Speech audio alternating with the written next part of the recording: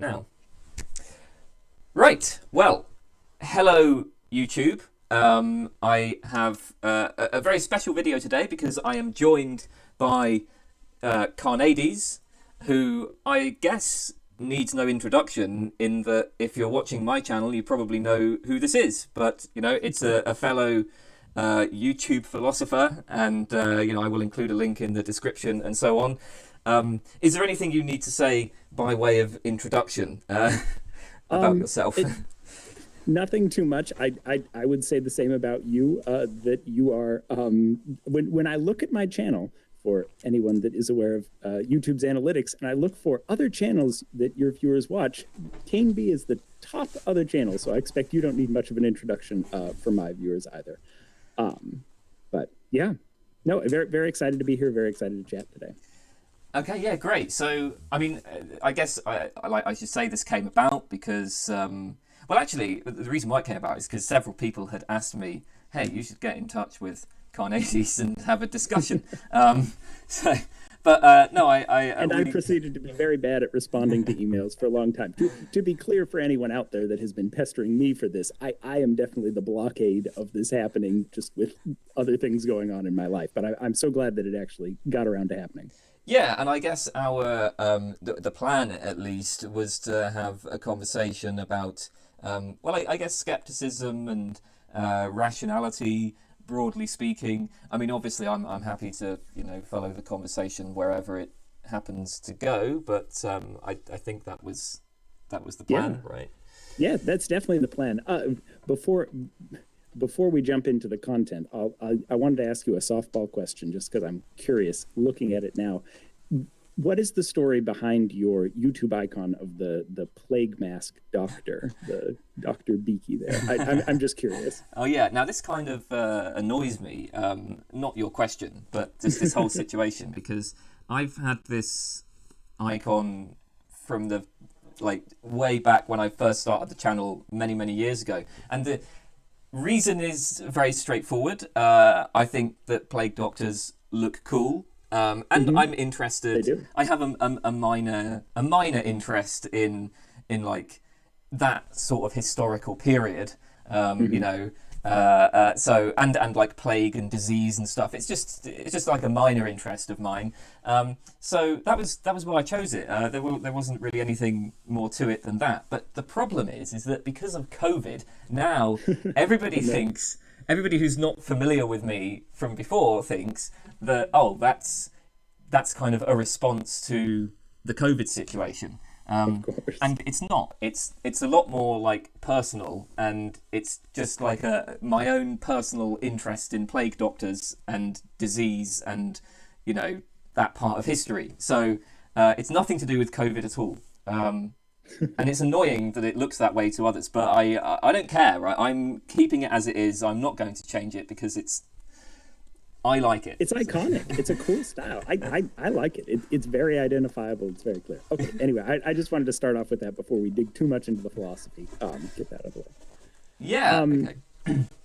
So I think so starting in with skepticism, I'll talk a little bit about kind of when I say skepticism, what I mean by that, and then we can talk a little bit about some of the things we've gone back and forth on.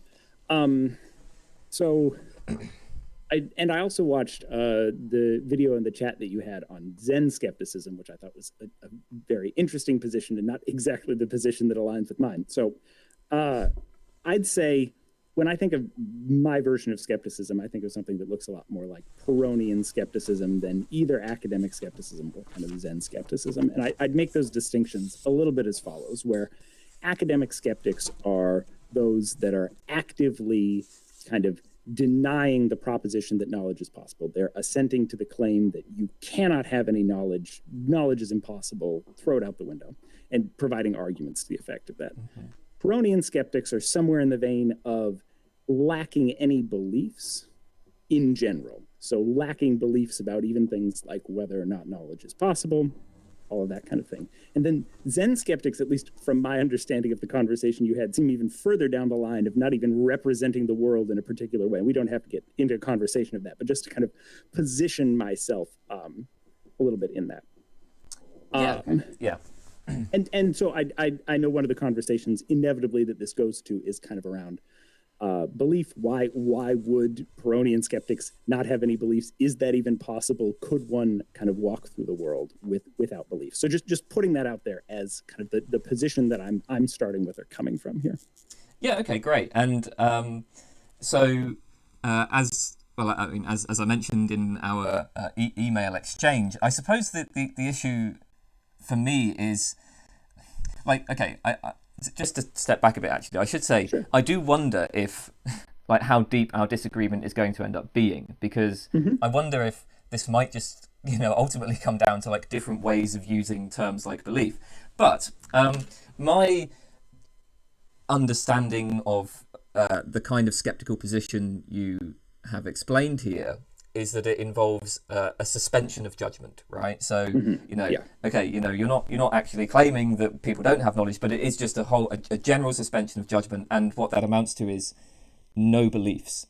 And I guess my problem with this is that it seems to me that we need to have beliefs. We need to represent the world as being one way or the other in order to kind of take actions in order to act in the world. So, like, just to take a random example, let's say that I'm at the top of a building and I want to get down to the bottom of the building. Well, I don't just walk out the window, and part of the reason why I don't walk out the window is because I believe that doing so will kill me. And so I don't want to die, right? And so now, when I say that I believe that walking out the window will kill me, I do want to be clear that I'm not certain about that. I mean, I'm very familiar with the problem of induction and all of that, so I am aware that maybe I could step out the window and just, float softly to the ground. But in some sense, jump out of a window above you with a parachute. Who knows? Right, exactly. But yeah. So in some sense, right, I'm representing the world as being a particular way. I'm accepting a certain kind of representation of the world, and then I'm using that to guide my action. Now, there are some contexts where I feel like I do just completely suspend judgment, where I don't accept any particular representation of the world. For example, if you ask me a question about, say, the origin of the universe, has something always existed, or did something just pop into existence? Well, I have absolutely no idea whatsoever. And like I would say I just completely suspend judgment on that. But it doesn't really seem true to say that I have absolutely no idea about whether or not I'll die when I jump out the window, because I think I do, right? Like I'm accepting that representation, I'm acting on it, and it would also inform how I interact with other people. Like if I had a friend who was saying, "Hey, I'll just walk out the window," I would be like, "Whoa, wait, like really think about that." I have beliefs about what walking out the window will do to you, and that they aren't desirable. Yeah. So maybe we want to say that, like, I'm not certain about this. I don't even know if I would say I'm confident about it, but I certainly accept it in some sense, and I think that, like, that fundamentally is my issue with skepticism as just a general position, right? The idea of just suspending judgment about everything. It's like, well, okay, what do I do when I am confronted with the desire to get down from the top of the tall building? Yeah. Totally. No, I think that's a good point, and I think it's apt that you use the window discussion, because I don't know where the story comes from, probably Diogenes Laertius, knowing his works, but of Pyrrho, the famous founder of Pyrrhonian skepticism, needing to be helped by his disciples from walking off of cliffs and these things, because he lacked any beliefs about the world, and so would just wander through the world and didn't have any beliefs around that. Probably a spurious story, but an apropos one, I think. So I think I have a couple thoughts with that. So I would say, from the perspective of a skeptic, and you'll probably anticipate this move, there are a range of propositional attitudes that one can have. So like I said, I want to separate myself from, I'm going to call it Zen skepticism. I'm not sure if this is a perfect encapsulation of the position, but a position where someone in their head doesn't have any representation of the world in any sense. You don't have kind of even the proposition half of propositional attitudes. And that's not necessarily the position that I'm coming from. It's the second half of that, the attitude of accepting as true, where I think the skeptic, at least the Pyrrhonian skeptic, comes into a little bit of conflict there. And so you might imagine, say, I'm sitting reading a book. I was reading Hogfather, Terry Pratchett's Hogfather for the holidays, of course. And as I'm reading a book, I imagine a world of what's going on. In my mind, I have a representation of a fantasy world that isn't real at all. And it seems that I can have that representation that perhaps our Zen skeptic doesn't have, but also at the same time not assent to that representation being true. So I think that the Pyrrhonian skeptic can have, and often does have, representations of a world, whether that's a fantasy world or the real world, or things they desire, a state of the world they desire, that are those representations. So I think there's that. The next, so how do we get from that to not walking off the top of a building? It seems to me that there is a smorgasbord of relationships that one can have to kind of propositions. You can accept them as true, certainly, and a lot of philosophy does concentrate on belief, but you can do all of these other things. I can imagine that they're true, I can desire that they're true, I can hypothesize or guess that they're true, and say, maybe they're true, I'm going to try this because I think they might be true, but I'm not sure. And so have that kind of intermediate relationship between accepting as true and saying, I don't even represent the world in this way. I have no relationship to that proposition whatsoever.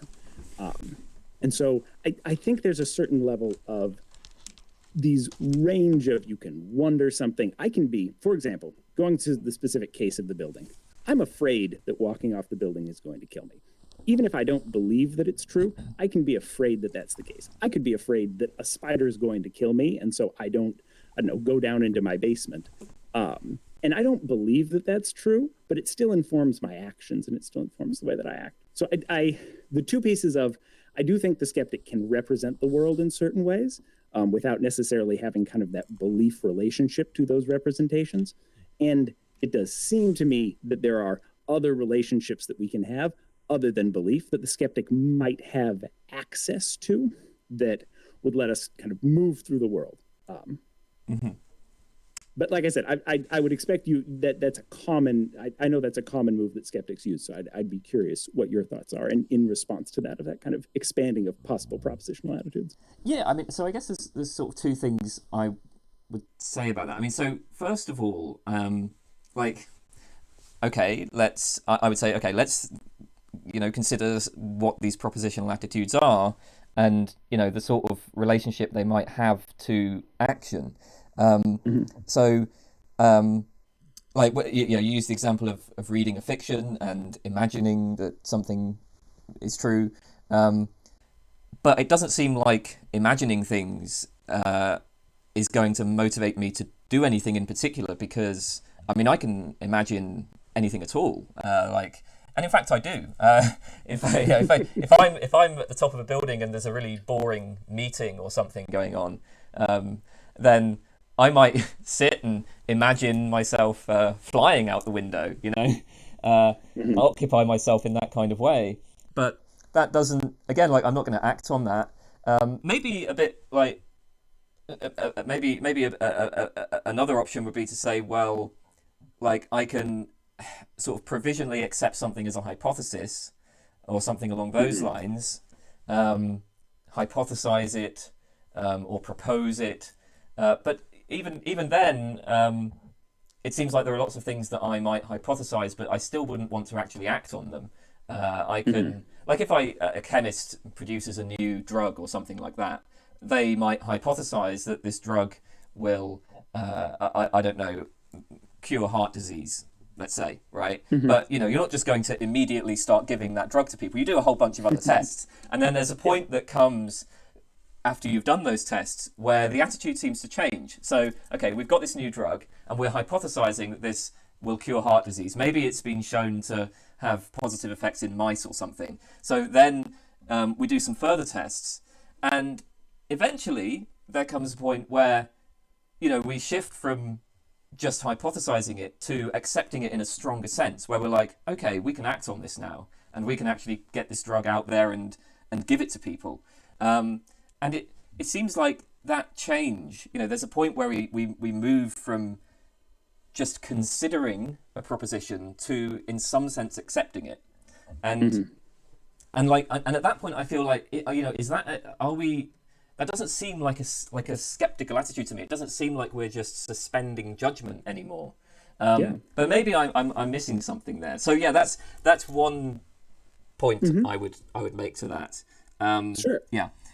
So one thing I might say in response is, it seems there's a difference to me in terms of the world of, there's one set of questions that particularly the Pyrrhonian skeptic faces of, how do you act in the world? You are someone that claims to have no beliefs. How is it possible that you physically do anything and don't just sit around twiddling your thumbs all day or walk off a building? And then I think there's a second question of, how do you do things that are sensible, in the sense of, sure, okay, we see you taking actions. How do you do things that make sense, that follow rational? So I starting with the first one of possible to act, it seems to me that, at least in terms of hypotheses, take that as a propositional attitude of provisionally acting as if something's true in order to test whether or not it's true. A definition that I'm pulling out of my ear, so if it doesn't work, apologies. But something like that, of, you're saying, I don't know, you're placed in front of a random machine with a bunch of buttons and you're trying to make it do something. You would test out buttons, and it seems those hypotheses could lead you to take actions, right? You have a hypothesis about, I'm going to try this button, I'm going to try that button, similar to the scientists testing out with the mouse.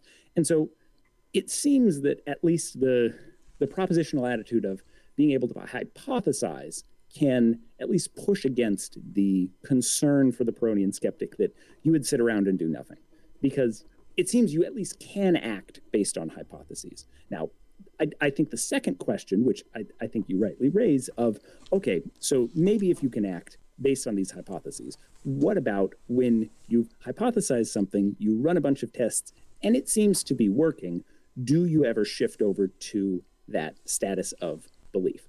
And it seems to me, encountering many people in the world, that people do shift over to that status of belief. I think what makes the Pyrrhonian skeptic different is an unwillingness to take that step, of that unwillingness to shift over to acceptance or belief, whether that's a complete unwillingness. And one of the good and bad things about being a Pyrrhonian skeptic is, I'm not saying that it's a good thing to be a Pyrrhonian skeptic, because I don't have a belief about whether or not it's a good thing. I just lack all beliefs about it. And so it might just be that my brain's weird and it doesn't let me accept things as true, and it makes me kind of hold things back. But it's the state of being that I seem to be in. And I try to look for ways that people do actually fully accept things as true. But I never seem to take that last step, or be able to take that last step. And that might be a bad way to act, but I don't know if it is. So I'd one, make that distinction between, is it possible to act based on kind of all these other propositional attitudes? Can the Pyrrhonian do something other than sit and twiddle their thumbs? And then, does it make sense to actually move that last step towards belief? And then I think there might be a viable argument of, perhaps the Pyrrhonian should move to that last step to belief. But I think that the challenge is, then you have to build up a lot of things around how you should act and all of the, the structures under that. Anyway. Yeah. Yeah, I think that's a useful distinction. I still think I would want to push back a little bit on this point about possibility, because, and again, maybe this is a failure of my imagination, but I think that when I imagine cases where we act on something that we're just hypothesizing, or maybe something else, maybe something we're wondering or considering or whatever, I think that always takes place against a background of propositions that are believed, or maybe not even believed, but like there's some sense in which that we are accepting them more deeply. So like you use this example of the machine, and there's buttons on the machine and so on. So okay, I'm confronted with the machine, and I might hypothesize that like pulling this lever will have this effect, but then I still seem to have a belief that, like, okay, if I move my arm out in front of me and hold the lever and pull it down, something will happen. Beliefs that I have hands and these kinds of things. Well, To maybe not reference actually. me. I mean, I'm like, so I actually am increasingly attracted to just being an outright skeptic about whether there is an external world in any substantial sense. I think it's entirely possible to just view the world as being like a computer game, for instance. So, you know, maybe there are just no material objects, right? But there are still objects in some broad sense of the term. Like, okay, I have hands. Maybe they're not material objects, but there's like a stream of sensory data, and when I move my hands in particular ways, particular things happen. I think I still sort of struggle to comprehend, and again, I mean, this might just be a failure of my imagination, but I still struggle to comprehend, like, just, yeah, again, just not accepting anything. And I understand there are situations in life where, you know, we just have to take a shot in the dark, where we maybe have no idea what's going to happen. Like if you're lost in the woods and you come across like a fork in the path, you just have to take a guess, right? And I mean, you can act on that guess. You might actually have no idea. You might not even have a hypothesis, but you just take a guess and you just act on that guess. But even so, it seems like, well, you know, I still have the belief in that situation that when I put my leg forward, that's going to result in me moving forward and not in the world exploding or something like that, right? You know, there's any number of backwards, things. turning into a fish, something crazy. Right. Like, can we understand all of that as just merely hypothesizing? I don't know. I think it's a great question. It's a great place to go to.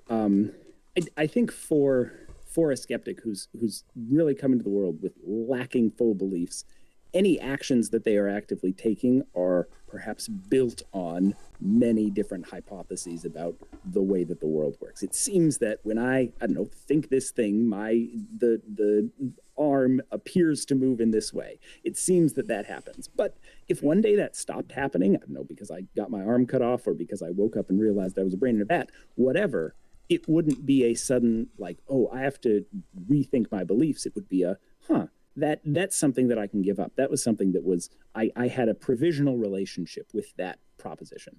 And I think this, and this is where we may get into shades of gray where our positions aren't as far apart, but it seems to me that one can have a lot of hypotheses or wonderments about the world or these general kind of weaker propositional attitudes that could fall apart more easily. And what worries me about things like belief is that it seems that beliefs are things that people often end up holding tightly to. When presented with evidence to the contrary, they often reject the evidence and don't reject the beliefs that they're holding on to. And that may be a worry from me. And there seem to be people in the world that are able to reject beliefs that they've held on to. But I think one of the things of building your set of actions out of a set of hypotheses, I don't know, structure of straw that you're willing to pull anything out of, as opposed to something that you couldn't, if a belief is so central to your kind of worldview that you couldn't admit that was possible, I think is freeing in some ways for the skeptic and allows them to react to and formulate new hypotheses quickly and not be kind of surprised if one day they woke up and were in the Matrix or were in some kind of skeptical scenario. It comes as not a kind of horrible shock and surprise, but or they found out a fact about the world that completely disagreed with a hypothesis that you hold. It seems that you're better able to adapt to those situations. But I don't know. And I don't know if hypothesis is the perfect thing. I think there's a lot of attitudes that I probably have that aren't hypothesized, that are hope. I hope that when I walk out of, I don't know, my house in the morning, that there's going to be ground there. I'm not sure I perfectly hypothesize it, but there's lots of things that built in there. So that was a bit of a ramble, but I do think that there's a way, yes, you would have to have a lot of hypotheses, and yes, you have to have a lot of these propositional attitudes, but I think people have a lot of beliefs that are in that place. So I don't see why it's particularly strange for us to have a different type of propositional attitude that's perhaps more weakly held in place of those beliefs. Yeah, I don't think that was rambling. That made perfect sense to me. So I suppose this might be where we, like, maybe we are just coming down to a semantic difference. So my beliefs, I would consider myself a fallibilist. I'm not certain of any of my beliefs. And I mean, I'm not sure that I could even say that I'm particularly confident about them anymore. I mean, I used to be, but I increasingly feel doubt about them. But I suppose the way I see it is that, okay, there's a distinction between different like ways of thinking about things, and there's one very important way of thinking about things where we are, broadly speaking, representing the world as being a certain way, right? And I'm calling that belief, right? Now, because sometimes in some domains, I just don't represent the world in one way or another, like with the example of the origin of the universe. Okay, I just have no idea. So there's something important about that, and I'm calling that belief, but I don't see that as requiring certainty or confidence. When my beliefs turn out to be wrong, it's, well, sometimes maybe surprising, but it's often quite fun to find out that you were wrong about things and to change your mind. And so, yeah, I don't know. I mean, I don't know. What do you think? Do you think that we differ significantly on this point, or is this just a semantic difference? I think it's a bit of a challenge, because I do think that we're I don't know, coming to a similar position from different directions, perhaps using different words, but ending up in a very similar place. I think that there may be differences yet in the. I think the skeptic often still ends up in situations where they do. In your mind, you can represent the world in many different ways, and you're not kind of wed to one specific thing. So you think something, I don't know, a horrible tragedy happens to you, and you're in a situation of saying, wow, this horrible thing has happened to me. I think that skepticism offers, whether it's a death, I don't know, a death of a family member, a horrible, I don't know, political event in your country, whatever. And I think the skeptic has a way of saying that in a calming sense, it's possible I can represent the world in a way where everyone's just in the matrix and this didn't happen, or I'm a brain in a vat and this didn't happen. And those are all possible things. And I don't know that this hypothesis is correct, that particular thing. And so you're having at the same time kind of multiple ways of representing the world, and you might choose to act on one of those ways that's built out of hypotheses as opposed to something else, but you can have those relationships. Now that you may say that, oh, of course people imagine that and that brings them solace and brings them comfort. But I think this is one of those things that digs back to, I don't know, some of the foundational origins of skepticism as a way to try to find peace, or try to find kind of an ataraxia or whatever, of trying to get to a place where you're not being pulled by things that would make you unhappy, or beliefs that might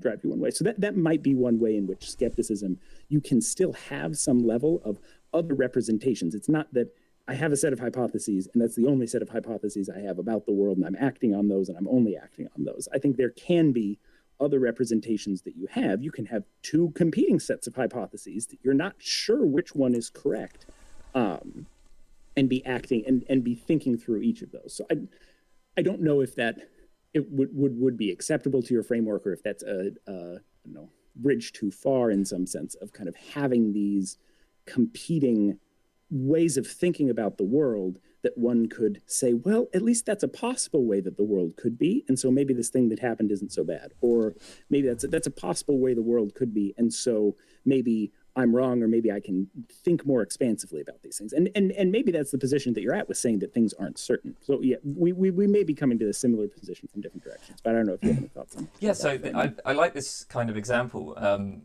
I'm just going to go on, maybe this might sound like a bit of a tangent, but I'm going to come back around to the point. So, there's this really nice article by David Chalmers called, I think it's called The Matrix is Metaphysics. And he makes this point that a lot of what seem to be skeptical hypotheses, according to him, are actually just metaphysical hypotheses. So he says that if it turns out that we're all in the Matrix, actually, from a kind of purely practical point of view, that doesn't really make any difference. But more importantly, it's still going to turn out that there are, trees and cars and other people and so on. It's just that the underlying metaphysical nature or structure of these things is different to what we might have thought. So it turns out that, trees and cars are not material objects made of protons and neutrons. Ultimately, fundamentally, they're just lines of code or something like that.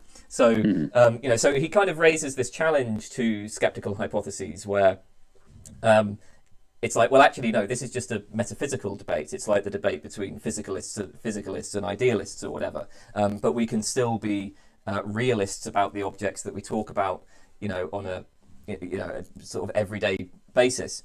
But that kind of argument only goes so far because there are other skeptical hypotheses, like the hypothesis that, well, maybe like everything I'm experiencing is just a hallucination. Now, on that hypothesis, it's going to turn out that there aren't any other people. There are no other minds, right? And that has significant consequences. That makes a difference because, and it might initially seem like it makes a difference in a way that would be quite bad because, if there are no other minds, then how can I form connections with other people? How can, how what does it mean to, love somebody if it turns out that all of this is just a hallucination? That's awful. But, and this is, I guess, coming back to the point,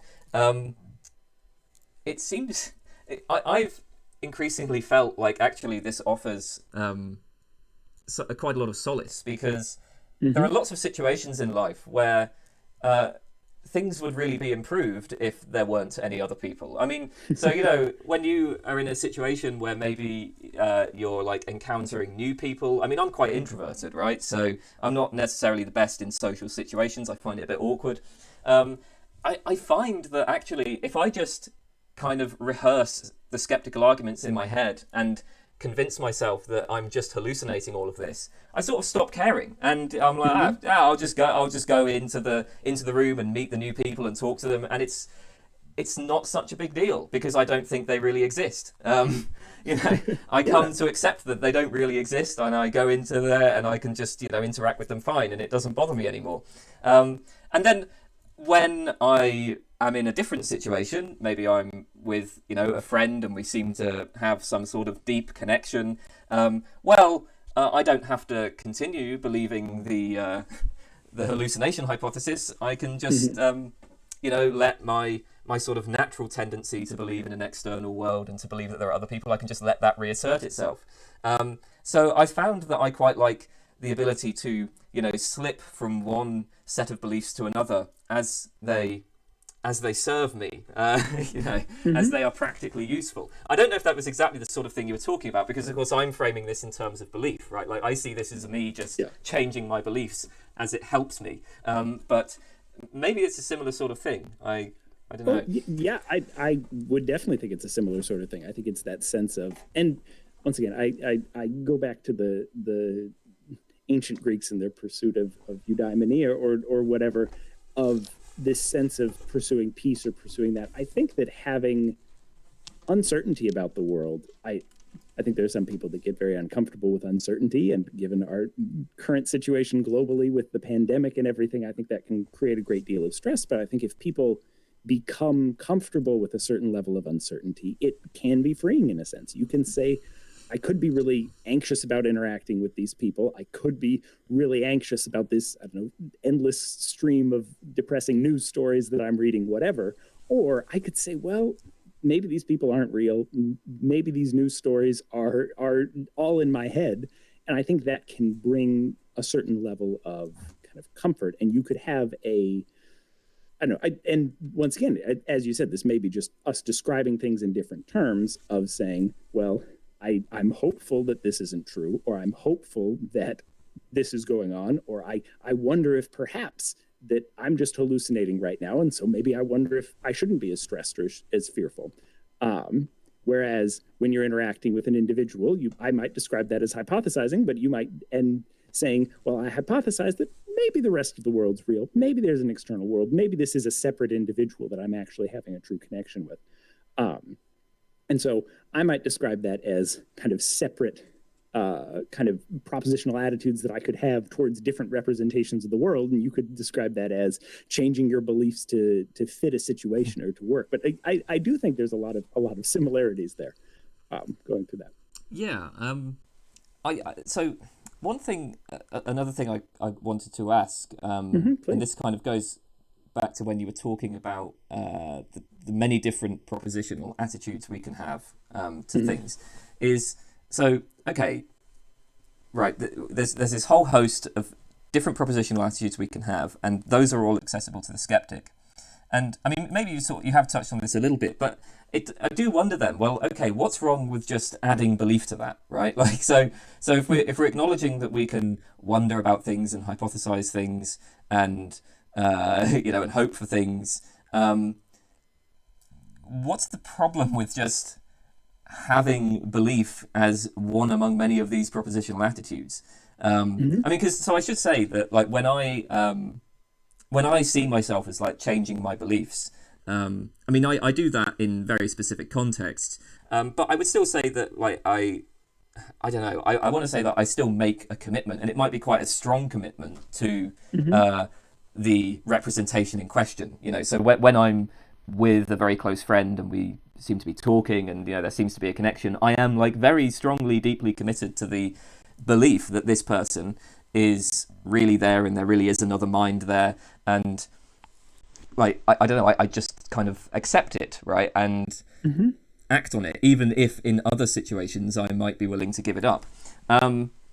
So I guess I see I suppose I would see belief as being one among many useful things I can do. It's one among many useful things that are accessible to me. What's the problem with that? Great question. And I think it's weird from the position of particularly the Pyrrhonian skeptic, because it's not like I believe that belief is wrong, because I don't have any beliefs to start with. And so I think there's a couple of ways I can come at this. One of them is from just the first person perspective of, it seems to me that, like, I go out there, I try to believe things, I end up with all of these doubts that come pouring down, whether that's a worry about maybe this is a skeptical scenario, maybe something more realistic in the world of maybe I've just understood this situation wrong or misinterpreted something or don't have a good understanding of the way the world works. Whatever that is, these doubts come pouring down on me, and I find myself unable to take that step towards, oh, I'm going to accept this as true. Oh, I'm going to accept this as a belief. And so there's this kind of psychological level of, I seem to be, when I get to that point, all of these doubts pour down on me, and I say, oh, I couldn't accept that as a belief. It feels uncomfortable. And it's not a normative way to say everyone should be like this.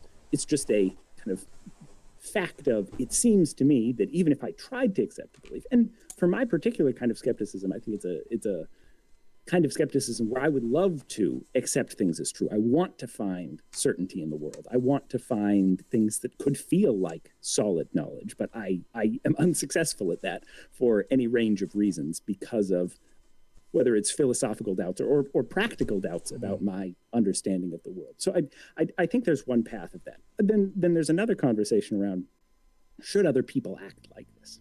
Well, I don't know what other people should do, but it does seem to me that I always struggle when you have some level of someone coming to something and saying, well, I believe this because of a particular thing or because of this, and this. And I look at that argument, and the first thing my mind can go to is all of the possible flaws that are there. And so I try to say, well, let's assume that this is true. Let's try to find a way to come to this belief and assume something and try to work out a justification. And inevitably, I get stymied by all of these skeptical possibilities and say, oh, maybe I'll just go back to the comfortable, I don't know, cloud of doubt, because I don't seem to be able to even justify those sufficiently for myself. And so that's one of the reasons that something like belief is a hard propositional attitude to add to at least my arsenal of saying that when I come to something like that, I say, oh, all these doubts creep in. I try to come up with reasons to have that belief, and it doesn't work. And my brain says, nope, let's go with doubt. Let's go with a weaker thing, rather than accepting as true. So maybe that's just a psychological flaw on my part of being a weird human that's out here wandering around, and I've just found this wonderful philosophical position to describe the state of affairs of the way my mind works. But it does seem that for any individual belief, there are plenty of skeptical reasons one could have for doubting it. And so it's hard for me to take that last step of believe in this thing. I don't know. Yeah, okay. I think I have two things to say. I'm curious. You said that you would like certainty. That there's at least part of you that wants to have belief. Why is that? I'm just curious. Great question. I don't know. I think there's a desire. Perhaps it's a desire from a childhood in a state of a state where it seems like the world works effectively and everything works exactly like it is said on, I don't know, Saturday morning cartoons or something, that things seem to follow rules and you can justify the claims that you make, and we don't, I don't know, I think of this sometimes in terms of, I don't know, paradigm shifts in science where it seems like you have a particular set of rules that the universe follows. And it seems when you're, I don't know, taught in an elementary school science class, these are the laws that physics follows. This is the way things behave. And then as you learn more, you say, well, we're not really sure about that. And well, we're still working on that. And well, we kind of thought about classical mechanics, but then we took this huge shift to quantum mechanics and we threw out some things. And it goes back to a sense of, oh, wow, that feels like we're really uncertain about these things. The more information you get, the more it seems like we're not sure. And I think it's, I don't know, perhaps if I can psychoanalyze myself, a desire of returning to a childhood state where things seemed like they made sense and the world was this nice, clean, I don't know, it was clear there were things that you could go down and you could prove that this is definitively true for sure. So I don't know where that desire comes from. Like I said, I can kind of psychoanalyze myself a little bit to get a sense, but I don't know. But it's a desire that I have. I think many people desire to have knowledge or certain understanding. But like I said, I also see benefits of being a skeptic. And so there's a little bit of that balance. Yeah, okay. I was just wondering. I mean, Yeah. I get it. I think that there are many domains in which knowledge is terribly limited, and I don't particularly like that. You know, I tend to be very skeptical with respect to metaphysics. I have a fairly empiricist sort of orientation, and that kind of annoys me. You know, like I would really like to know the fundamental nature and structure of reality. But yeah, I was just curious about that. Or even something like ethics. I feel that it would be great if we could go up to people and say, no, you're doing something that's wrong and I can prove it. Look at my, I don't know, 10-page logical proof that shows you genocide is wrong or whatever. In my idealized world where that would be an effective argument against someone committing genocide. But I feel there's a desire to be able to say, no, we can prove this. We can show you that this thing is this way. And particularly with things like ethics, I think that becomes even more challenging on another level. I don't know what this says about me, but I actually have no desire at all for moral realism to be true. I'm very happy being a moral anti-realist. So for some reason, I have the desire to like know facts about, I don't know, whether or not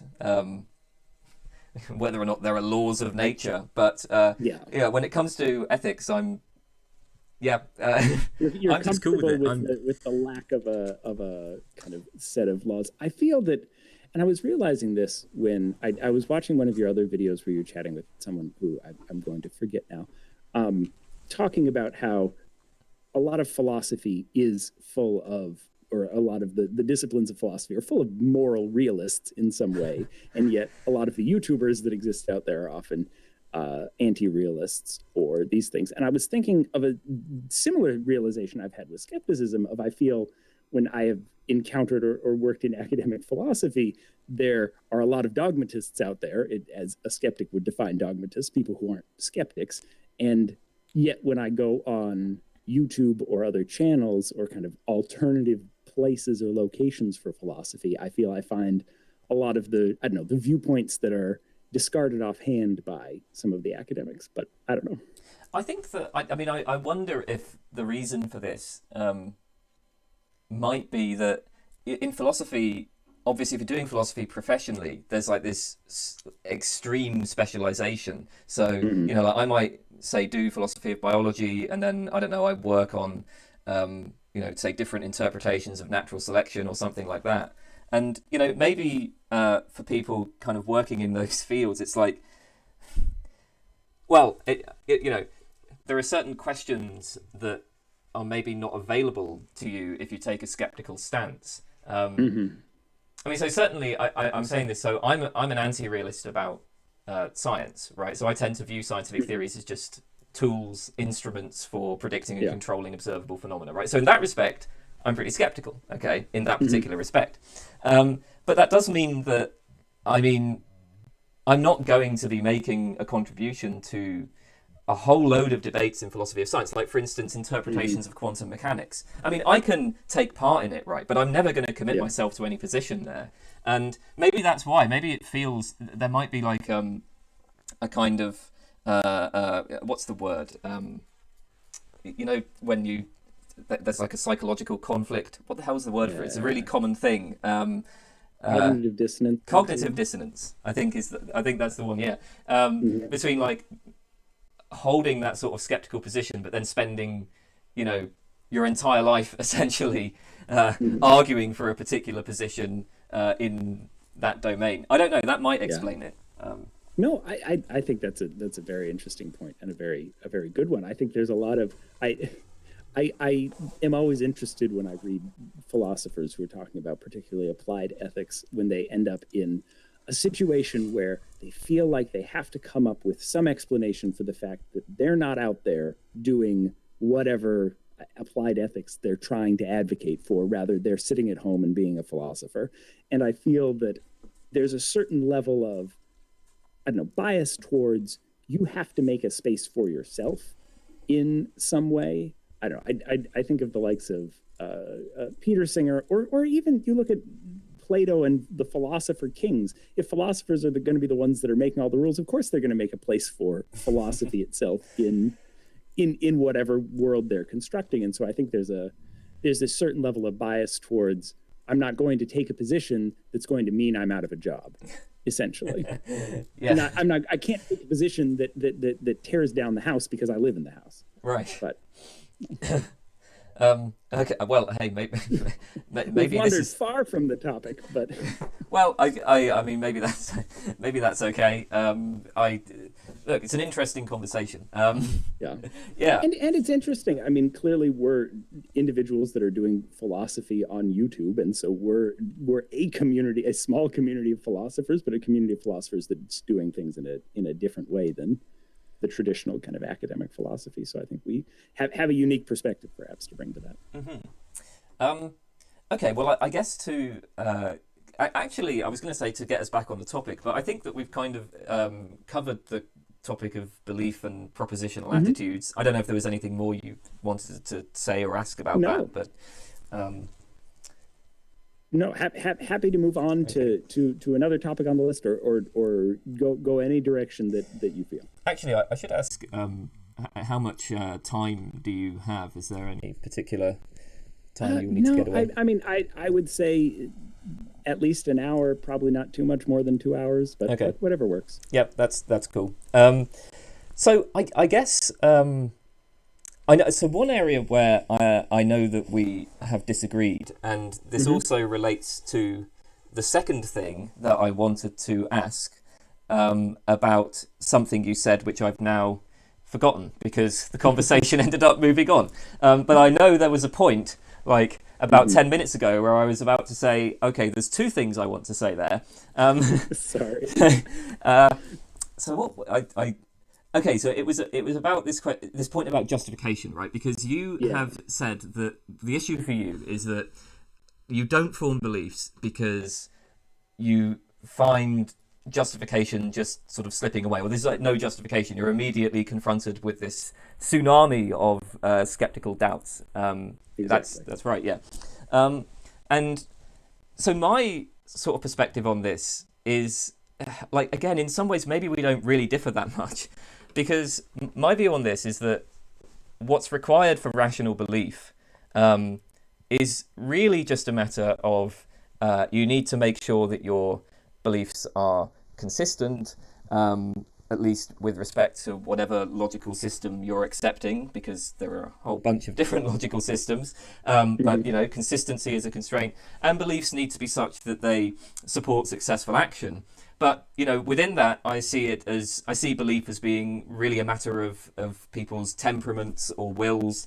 And I don't think that beliefs really require justification. And so, I think this is, again, like, I wonder if maybe my position is sort of just conceding everything the skeptic will want.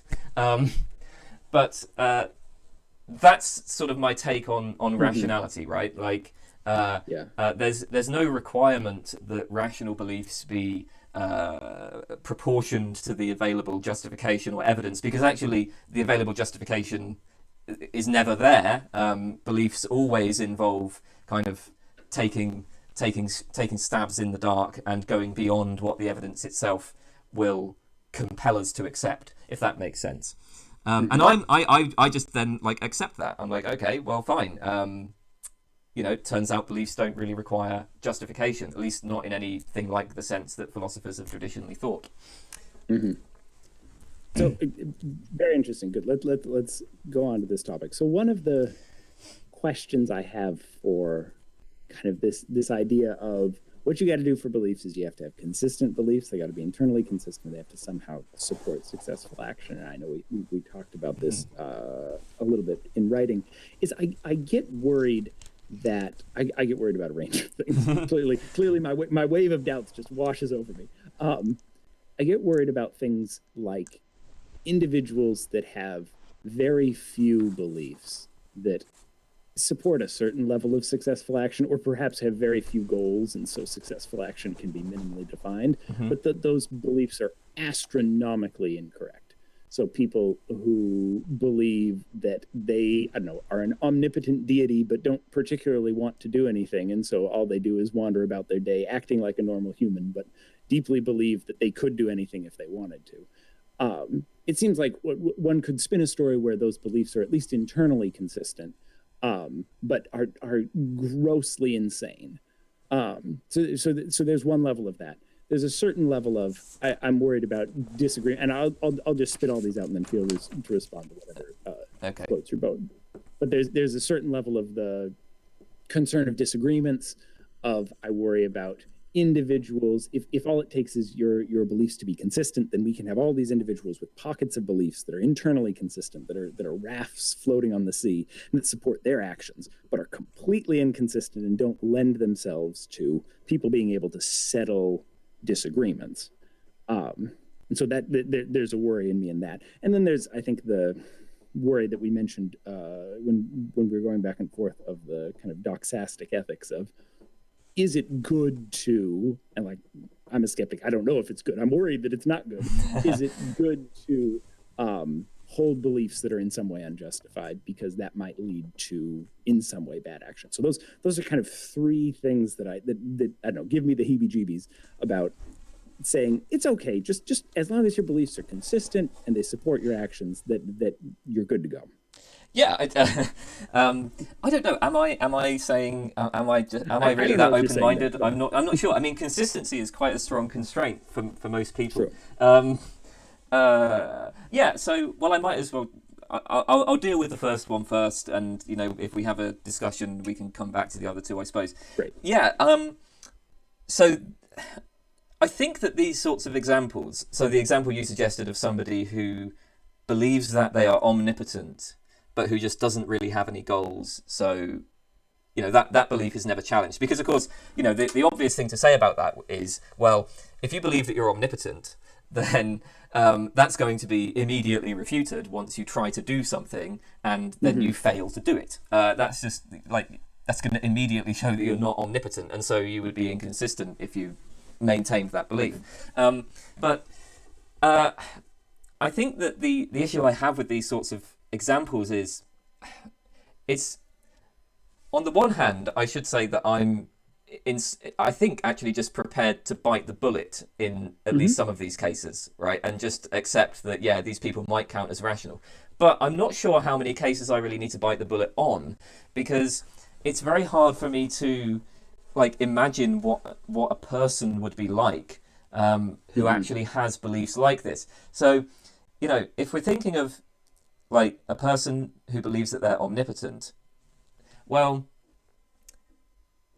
presumably they're going to be, you know, doing stuff, right? Like they might get up and, you know, go and get food or something, or maybe they desire to have food, and it's immediately going to be clear to them. The minute they form that desire, it will immediately become clear to them that they can't just, you know, will the food into existence. They have to actually get up and go and acquire it. Now, of course, you could say, well, you know, let's imagine a person who just doesn't have any desires like that. But now I'm thinking, you know, what the hell, what am I imagining? I mean, I don't know what that sort of entity would be like. I don't know if that would even count as a person, you know, like, because even animals have certain basic sets of desires, and I mean, presumably they represent the world in particular ways. So to imagine an entity that just has such a small set of goals and beliefs, yeah, I'm not sure what it is that I'm really trying to conceive of. And I wonder if, I don't think I've ever met a person in real life like that. And so even if we can imagine it as a kind of thought experiment, I wonder if it's really a problem if my view of rationality maybe it has counterintuitive consequences in such cases. Like, do I really need to have a view of rationality that applies to like every situation that we can possibly imagine? Yeah, I'm not really sure about that, right? Like maybe I do, but I'm. I think it's a good point, and I think it's, yeah, there's probably few people in the world that believe they're omnipotent but don't want to do anything. But I do think we can end up with people who have consistent but still troubling views. You'd think of someone who, I don't know, believes that they have a, I don't know, direct line of communication with a deity, with God or whatever God they have. They believe strongly in that and believe that they receive divine revelation from that deity. And those divine revelations are surprisingly consistent and end up being completely internally consistent, but are still, I don't know, telling them perhaps to do very harmful things or dangerous things. I'm worried that someone who receives that, and it's not that they can do anything, but rather they have the belief that they are receiving what they should do, true facts about the way the world works, or what they should act on, true facts about good and evil, from a deity. It's a little worrying to me that they might be considered rational, because I think there are, I know, softer examples of someone that has internally consistent beliefs that are still, we still might be worried. There might be more of a bullet for you to bite for that, because sure, I'll take the point that someone who believes they're omnipotent but doesn't do anything, maybe they don't exist, maybe your system doesn't need to account for them. But it does seem that there are people who, for whatever reason, maybe they're schizophrenic and they believe that there are aliens that are talking to them, but within their world everything is consistent. It seems worrisome we're calling them rational, but maybe they should be called rational. I'm not sure. Yeah, so actually, with the case of people who are like schizophrenic and so on, I think that we probably can find inconsistencies in, you know, like their particularly when you consider what their like desires are. And remember, it's not just consistency. Like, I also have this requirement that beliefs have to ultimately support successful action. But this point about people having a direct line to the deity, yeah, I think actually my view would allow that and would count that as within the boundaries of rationality. I don't really see that as biting much of a bullet, though, because I don't see that as being any more problematic than a whole load of things that are actually quite common in philosophy. I mean, if you look at people like so a lot of people who are moral realists who want to be non-naturalist about it, people like Michael Humer, for instance, will say, well, you know, like ultimately, you know, we just have this kind of intuitive access to the moral facts, right? It's just based on intuition. Now, to me, that seems as like you just we just have this kind of intellectual sense of what the moral facts are. I mean, okay, I know that I'm simplifying here, but it may be a simplification. But ultimately, I think those sorts of views are no more plausible than people who think that they've got a direct line to God. I mean, to me, both of those views seem absurd, but I actually I don't know. I don't want to call them irrational. I think that I think that it's at least let's say there's nothing wildly counterintuitive about saying that people like Michael Huemer, even if I think they're wrong, they're still perfectly rational. So I think that's one point I would make. The point about harm, I'm not sure is a problem specific to me. So, so like it seems like somebody could, as a skeptic, hypothesize that they have a direct line to God, and then could act in ways that are, really awful. I mean, because presumably you could hypothesize almost anything, right? I mean, you could,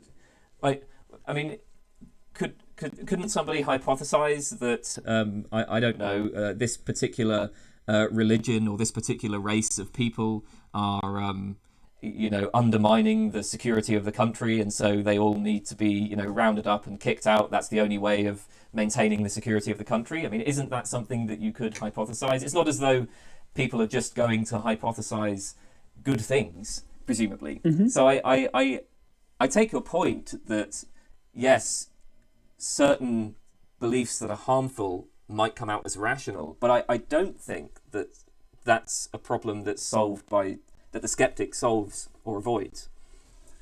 Okay, so I definitely take your points, and they're very good. I always approve of the general conclusion that most all philosophers are completely irrational, but so I might bite the bullet in the other direction. But I do think this leads a little bit into a bit of the conversation on disagreements, because I do think this is where a place where the skeptic might have a bit of a comparative advantage on some of these pieces as hypothesis as opposed to belief. So something around a skeptic were to hypothesize that a particular thing is very harmful that we generally think is not. So the example you provide of a particular ethnic group of people is undermining the security of the nation, and so the skeptic has a duty to go out and do great harm to them. Someone hypothesizes such.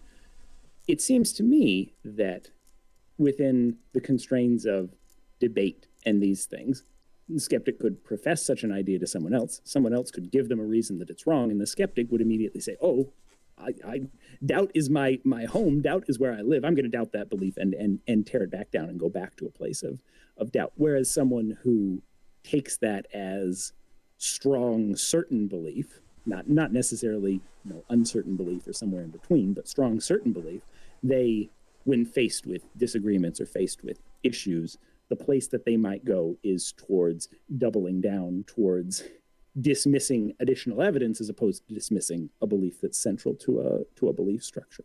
And so I think there's a certain level, the skeptic has a bit of an advantage there around disagreements. But that said, I think there could certainly be skeptics that could act based on false hypotheses. Most hypotheses for a skeptic, probably most hypotheses are false. We don't know. And in doing so do harm. But I do think the comparative advantage comes when you actually have a discussion or a debate about saying, I'm going to take this action, and someone says, here are 5 reasons you shouldn't. You say, okay, let me doubt that action. Let me doubt those beliefs. Whereas I think someone that's holding tight to those beliefs might be in a different situation, or someone who kind of starts from a, foundationalist solid point of belief, and someone that starts from a foundationalist solid point of a different belief. It seems to me those people can never settle their disagreements because they're both holding tight to some foundational idea, whether it's that, this holy text is true, or that everything that the leprechaun on my shoulder tells me is true. Whatever that foundational belief is, it seems that is a much more dangerous position to be in, because those people are never going to give up that foundational underlying belief, whereas the skeptic is much more willing to. But I do think that's a good, I don't critique that you offer. Yeah, I think.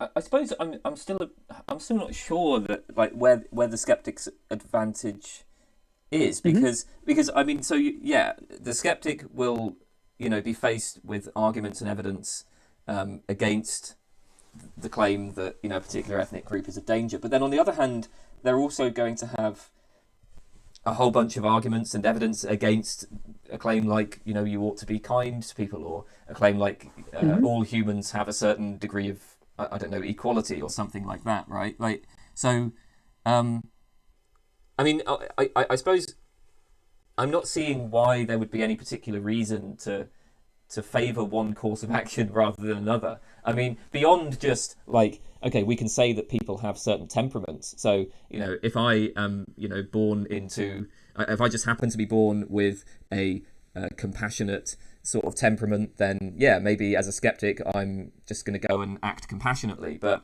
like, maybe I'm not, right? Maybe maybe I'm born with the sort of competitive, violent, aggressive kind of attitude, and that's what I will sort of default to.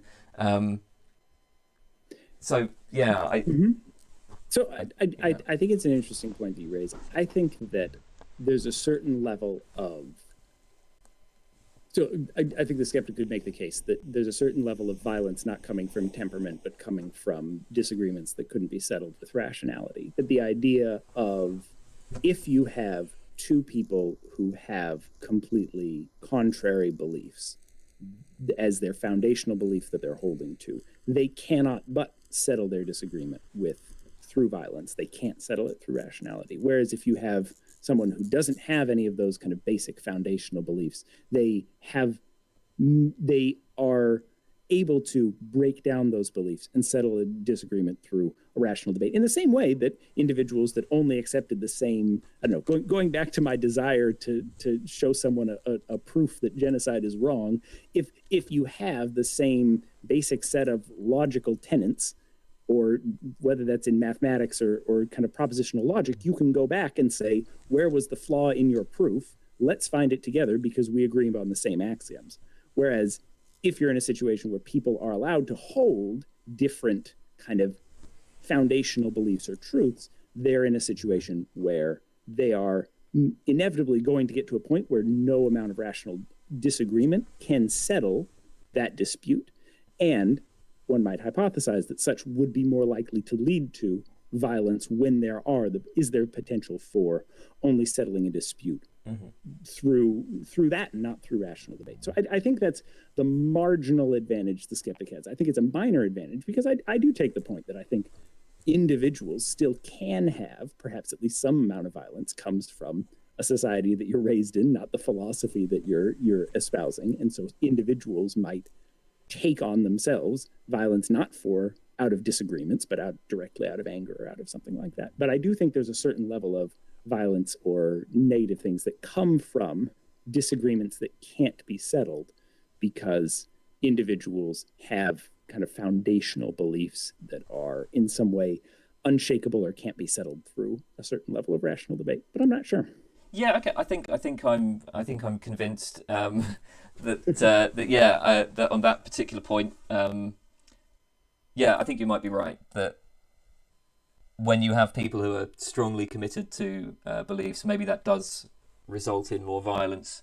So I suppose with respect to this point about settling disagreement, I would see rationality as a sort of constraint on all areas of inquiry, and not all areas of inquiry, in my view, aim at settling disagreement. So although although I can agree with you that there might be problems, and well, I mean, I think it's absolutely true, right? Like, clearly there are problems when people are dogmatic in their beliefs, right? That often leads to violence, and maybe I have to judge some of those people as being rational. So, like, maybe when I look at, I don't know, a religious war or something, I am going to be committed to saying that it's rational. Of course, rationality isn't the only criterion on which we judge people, right? I might have moral objections, for instance. So yeah, I think that when I when I look at rationality in general, I want to say, well, like this is a constraint on inquiry, right? So when we're engaging in inquiry, we want to be rational, but I don't want to say that rational beliefs have to be such that they achieve consensus or that they avoid disagreement or anything like that. Because ultimately, I mean, there are lots of situations where, maybe I'm more interested in just exploring ideas rather than on settling on like the one true idea. I mean, I certainly think that like in philosophy, my goal really isn't to get people to agree with me. Maybe I want them to agree with me on some things, but I actually think there's probably quite a lot of value in allowing the flourishing of lots of different ideas and allowing those ideas to make themselves stronger in conflict, as it were. And actually, that's probably also the case in science. I think there are lots of situations in the context of science where it's useful to have people with different perspectives, and so agreement isn't necessarily the goal. Where we have to settle disagreements, I think there are usually what we will usually do is develop institutions or conventions in order to achieve that. In the context of religion, for instance, I mean, I think there are plenty of countries in the world that have kind of more specific conventions and institutions that like allow people of different religions to live together without violence. They don't ultimately have to come to an agreement with each other. I mean, if you're like here in the UK, there's lots of people with different religious views. It doesn't really matter because the nature of our like social system, the way that our institutions are designed, are just able to kind of absorb that diversity of opinion. Generally speaking, I mean, obviously it's imperfect, but we live in an imperfect world. That's never going to change. So yeah, I mean, does that make sense? Like, I don't necessarily see agreement as being a constraint, and I think there are other ways of achieving. Well, there are other ways of achieving the sort of goods that you would have with agreement through the right kinds of conventions and institutions. No, I definitely take the initial point that, particularly in perhaps the fields of science, that disagreement is actively a good thing, that individuals pursuing different paths or working in different paradigms around similar problems may actually allow us to figure things out, or at least get scientific tools that are more useful, because there may be some situations in which one paradigm is more successful at achieving a goal, and other situations in which another paradigm. I mean, you think of how do we explain an individual electron? It's represented in different ways, from computer science to, electrical engineering to physics. They understand electrons in different ways, and working with those different models may actually be particularly useful for achieving a goal. So I definitely take that point. I think that that's a very good point around that our goal may not be achieving the truth of what is electron, but maybe to have some sense of using different models to achieve goals out of science. I think when it comes to kind of shifting over to more, ethics and justice and political philosophy, I think it becomes more challenging when there isn't a certain level of value. So it makes me think of, debates around what might be described as kind of communitarian nationalism, ideas that you should have essentially nation states that are all people of the same culture, and therefore they have the same values and they share that. And so you don't have disagreements around values because they all have the same background and culture. Ideas of civic nationalism, where you have kind of binding ideas of the state, but many different cultures existing within that state. And so there's a couple shared principles of whether that's human rights and democracy or whatever, that bind many different groups with many values together. Or kind of, a cosmopolitan sense where we don't have a strong connection to national values or even nations at all. But I do think there's a real challenge that goes back and forth between those, of the challenge both of having a state or a country that does not have some level of, at the very basic, some level of shared principles, whether that's we settle our disagreements through debate, not civil war, or we settle it at the ballot box, or we have respect for minorities, or whatever that is, having some level of that. And I think the communitarian makes a stronger case that, no, you need to have a shared cultural heritage in these things. And I think there's all sorts of reasons you can disagree with that view. But I do think there's a real challenge there of it becomes harder to make decisions in contexts where our goal is a social choice procedure of figuring out what are we going to decide to do as a small town, as a country, as what have you. Then it becomes really challenging when you have different values or different basic things that you're assuming or taking for granted, if that makes sense. And then I think it's more of a challenge. So I definitely I will agree with you and take your point that I think within the sciences having that disagreement is helpful, but I do think there's a real challenge for kind of the process of whether that nation building or country building and community building around not having at least some level of shared values or goals, but I'm not sure. Do you think, though, that even if we accept this communitarian thesis, that it requires us to judge people with different values as being irrational? I feel like there are ways that we can achieve shared value systems without entering into discussions of rationality. And in fact, in practice, I suspect that the kind of inculcation of values isn't really it's when you raise a child, right, and the parents inculcate them with certain values, or they get certain values from the education system and so on. I mean, I don't think there's usually any explicit talk about which values are more or less rational. I think people tend to just kind of pick up their values. Well, I'm not actually sure. I'm not sure of the psychological process, but it's more a matter of shaping people's sentiments and emotions. And it seems to me like I can say, well, yeah, I don't think there was anything irrational about, say, the value system of, I don't know, ancient Sparta, right? But I sure as hell would not want to live there. I think it's awful, and I think there's good reasons to resist those sorts of values becoming common over here. Again, I would just see this as like it doesn't require viewing these people as being irrational. I think there are other ways of resisting. And I don't think necessarily saying that in one set of values is rational and another set is irrational. I think the challenge is finding a way to, if you are going to accept both as rational, finding the way to say these different value systems, and when at least I'm saying value systems, have some set of beliefs about ethics, perhaps, or about what is good, that are going to be held to, that are axiomatic in some sense.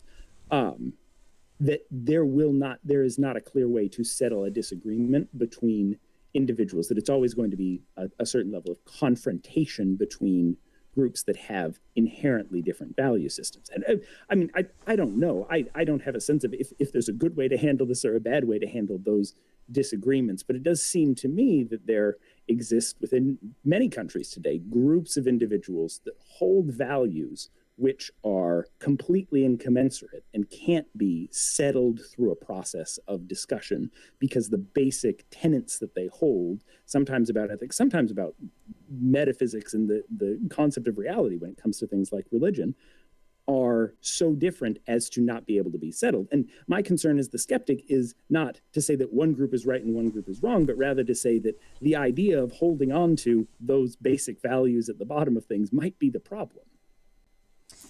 Yeah, okay. I suppose this brings us to this question, the third concern that you had, which is it good to hold beliefs unjustified? Because I think I agree with you that there are problems, associated with people taking these sorts of strong commitments, right? I agree with that. I don't want to say that they're irrational, and at least not necessarily. I mean, obviously, I'm going to say some people are irrational, but yeah. So the fact that there are people I mean, there are plenty of people in my country who have values that I think are just awful, right? but not necessarily irrational. Now, I suppose, I mean, I'm not sure that it would help if they were merely proposing those values in a way that would be acceptable to the skeptic. If they were merely hypothesizing those values or whatever. But I would also say that I think that sometimes it can be very useful to be strongly committed to certain views in the context of political action. I mean, in some cases, it can be literally a matter of life or death, right? If you're opposed to something the government is doing, and there are some countries in the world where, there can be severely negative consequences for protesting, and it seems to me that one of the benefits of holding beliefs, holding a sort of stronger commitment than merely hypothesizing, is that it will provide you with the motivation to to really assert those values. I think there have been plenty of cases historically where we can look at people who were very strongly committed to certain views, and it's probably a good thing. And there are plenty of cases where it's a bad thing as well. But I see this as being kind of a feature of my view of rationality, right? Because it sort of allows that all of these might well count as being perfectly rational. It's really just a matter of temperament. Some people are going to be more bold. Some people are going to sort of hold beliefs with more confidence. Some people more timid, and that's fine.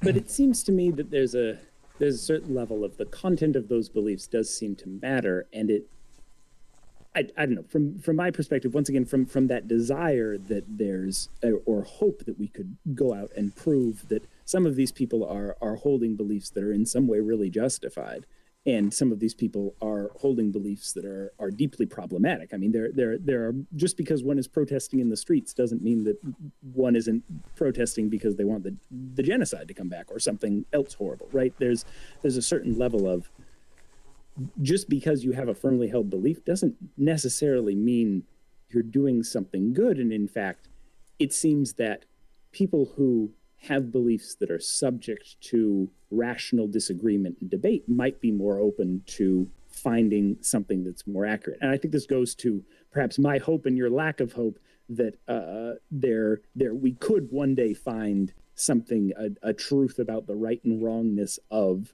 actions or things, and that would be found through a process of debate, not a process of kind of instilled values. And I think there's like I said, a hope that I have that individuals, that it's not that it just happens that, I don't know, history is written by the victors, and so whoever won, we've decided that whatever they were standing for was right, but rather that through a real process of some level of rational debate, individuals that are observing, those individuals who are standing by their values or protesting for something, make up their minds because they think through some level of rational argument, and not just yay, they stood for their principles, but oh wow, what they're saying makes sense. That was what won the day. And perhaps this is an armchair philosopher that hopes that the world gets settled by people who think through arguments rationally and not by people who have strong beliefs and strong views and fight for them. But there's some level of, I wish that the world were a place where it were, I don't know, rational disagreements or these things that settled the issues, as opposed to, I don't know, whoever can yell the loudest or the strongest. I mean, I should clarify, I suppose, that I think that it is a requirement of rationality that you engage in some sort of critical reflection on your beliefs and values. And the reason why I see that as a requirement on rationality is because, so as I've said, I think that one of the constraints is that rational beliefs have to support successful action, and it seems to me, and I mean I could be wrong about this, but it seems to me that you're much more likely to be successful in achieving your goals if you engage in critical reflection, right? If you don't just blindly follow, I don't know, whatever somebody has told you, maybe like some authority has told you something. Don't just be, blindly dogmatic about things. So, I mean, yeah, I absolutely want people to be critical, but I do think that there can be some good in holding belief where that involves maybe even involves certainty. Like, I mean, as I've said, I'm not particularly certain about, well, I'm not certain about anything. I'm a fallibilist, but I'm not sure that it's always a problem. So, yeah. Yeah. No, I think that's a good point. I am not confident and don't know if holding belief sometimes can be a good thing, and it very well may be. Like I said, I have a desire to hold strong beliefs, and so there's some part of me that wants it to be a good thing, even if I'm not sure if it is. I do like the addition of kind of critical reflection as a component to rationality, because it does seem that, unfortunately, there are, if we think to politics, there are individuals that, despite a complete lack of critical reflection, can have a certain degree of success by simply, I don't know, abusing psychological facts of humanity to gain support or gain power, despite a complete lack of critical reflection. And so I do like adding that or having that as a component, but in my mind, having it as a separate component, not simply as a process of, well, critical reflection will probably support successful action. So as long as you're being successful in your actions, you probably have some level of critical reflection. In my mind, having it as a separate component could be a useful piece, because I'm worried about those individuals who are successful through, like I said, abusing psychological fallacies of humanity towards whoever, I don't know, yells the loudest and beats their chest the strongest, as it were. So, but I do like that idea of having critical reflection, because I think that can be a critical component that can perhaps shift some of the talk of rationality, of saying both that individuals that disagree can still be rational, while also saying, but at the end of the day, if you're not actually engaging in critical reflection, and that critical reflection hopefully can get you to a point of all arriving at a similar result, that you're not in some way rational. But you made this point about individuals, like politicians, exploiting fallacies. I think there's kind of two things we might be looking at there, because I think that actually a lot of the politicians who do that are very successful, but I'm not entirely sure that they are in fact unreflective. I think that a lot of them are probably very smart, and they have figured out ways of manipulating people. As for the population who follow them, I'm not sure that the population are actually successful. At least if they are, if somebody's been like hoodwinked by an authority figure, they may well have ended up, I don't know, voting against their own interests. I think this is something that does happen. So, I think even in that example, I would say, well, like, you have one person who's engaging in critical reflection and has actually been remarkably successful. Unfortunately, their goals are not as humanitarian as we might hope. And then you have other people who maybe should have been engaging in a bit more reflection. So yeah, that's, I guess, my response to that sort of case. I don't know if that was necessarily like a really important point or anything, but I just... No. I think it's an interesting point. I think it's... I honestly think it may depend on the politician. I think there are some politicians that are very good at perhaps playing a part or appearing to be acting in a certain way and are very reflective about the way that they do things. I think there are other politicians that lack complete access to that critical reflection. Yeah. But that may be my own bias. I don't know. I think probably the best counterexample to my view here would be somebody like Donald Trump, because he was obviously very successful, and I mean, maybe his beliefs were consistent in some sense, but do I want to say that he's a paradigm of rationality? Whereas it seems, sure. and correct me if I'm wrong, because I don't know, I mean, certainly don't know as a skeptic, but UK politics as well. It seems to me a figure like Boris Johnson often feigns a certain level of lack of reflection where he may be more reflective in reality. But Oh yeah, so I mean, correct. So like Donald Trump, troubles this particular view because I don't think he's reflective, but Boris Johnson I think probably is. I mean again I don't know, I can't get inside his head, but I think I think the bumbling sort of he puts on a persona, which I think is quite carefully crafted. So yeah. Let me. So I suppose just to maybe try to end this point, end this part with a point of agreement. I think that, and I'm not sure whether you agree with this, but I think one of the things I would say is that, there's rationality, right, and that is one of the constraints on inquiry. But then there's a whole load of rules and conventions beyond rationality. And we often rely on those rules and conventions when we need to have consensus. A place like a courtroom is, I suppose, the kind of perfect example of this, because like in a courtroom you have very precise, well, at least when they work well, I suppose you have very precise rules for how you're going to get to a particular judgment. I mean, I suppose if it's like a jury, then ultimately it's democratic. It's a matter of, well, what do those 12 people judge? And so there are rules for like what counts as appropriate arguments, and there are rules for how you form a judgment.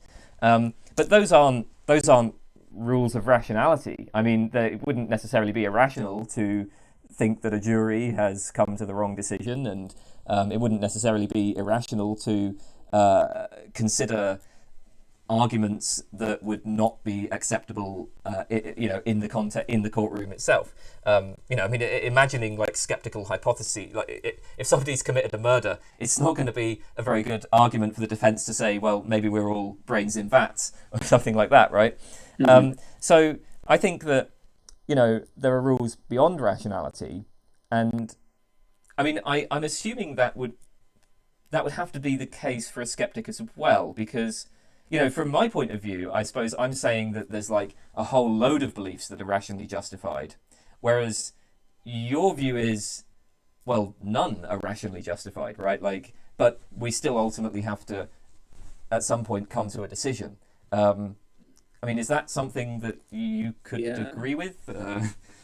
So I mean, I think it's a good point around rules and what rules we're following. I think that I have a desire that there is a set of rules that we could follow in the, I don't know, a set of reason or a set of rational rules that one could sit down and follow and agree to. I think the challenges are that such a set of rules is often difficult to come to, and even within the basics of simple logical frameworks, you have a range of different possible logics that people could be setting out within an agreement or a disagreement. And so I think that finding a good set of rules to base something on, and it's that desire that I have that everything is in some way like a jury trial, that there's a clear set of rules, and if you follow these rules, you'll arrive at a conclusion. And clearly, there are any number of flaws with any legal system you look at, but that stipulation, at least in its form, of that there's a set of rules, and if we followed that set of rules, we would arrive at the right conclusion. I desire for that to be something that happens, but as a skeptic, I'm not sure if such a set of rules really does exist, or if rationality is something that it seems something that's desirable to me, but I don't know if it's right or true. So I don't know how that fits into your thoughts, but that was what was coursing through my head. Okay, yeah. I'm actually I'm on the fence about rationality as well. Maybe I don't know. Would I say that it's right or true? Maybe not. Maybe it's not even a good thing. Who knows? But yeah. Okay. Cool. I don't know if there was anything else you wanted to bring up in this context. Nothing else. I mean, first off, just thanks so much for taking the time to chat with me. I think this has been really interesting, and it's been really fun to kind of engage on some of these ideas and go back and forth on them. It's very interesting. I would make a pitch. I'm going to make a pitch because I'm a shameless YouTuber, and this is what I do. For anyone that's interested and has watched through whatever it is, an hour and 40 minutes of this video, hopefully you're a diehard and you're interested in these things. I'm putting together a new channel that I have that's looking at some experimental philosophy questions, some artificial intelligence stuff in a very, I don't know, weak AI sense of playing with topic modeling and trying to get computers to understand philosophical texts. I just put out a video on feeding all of the dialogues of Plato into this topic modeling system that tries to sort them out into different topics without the system doesn't have any context for what any of the words mean. It's just kind of trying to put the symbols next to each other and trying to play with some of the ideas of are computers smart enough to do philosophy yet? So if anyone's interested in that, the channel is xfi. And so wanted to give a quick pitch for that.